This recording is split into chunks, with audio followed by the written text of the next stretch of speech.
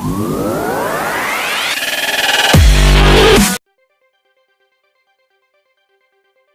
what's up guys? Serge here.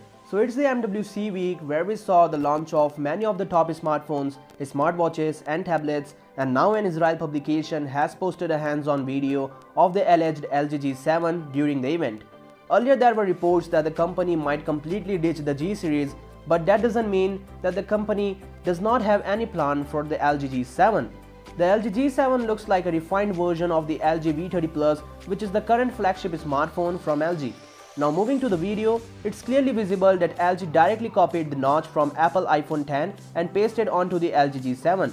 However, the specification of this device sounds so good. The LG G7 Neo is said to have a 6-inch display with the new OLED technology. The screen also has a 3120 x 1440p resolution and a 19:5:9 aspect ratio. Under the hood, the smartphone is powered by a Snapdragon 845 processor and has 4GB of RAM and 64GB of internal storage. It also has a 6GB RAM plus 128GB ROM variant. The battery capacity is said to be 3000 mAh and there are other features like boombox audio and DTS:X.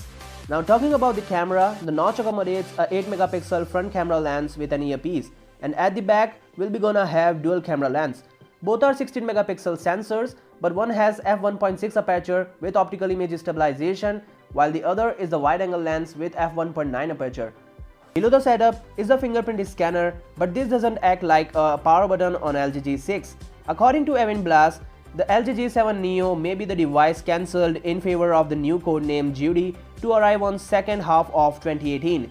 In another tweet, he also said that LG also had the LG Q7, LG V35 and a new watch at this event.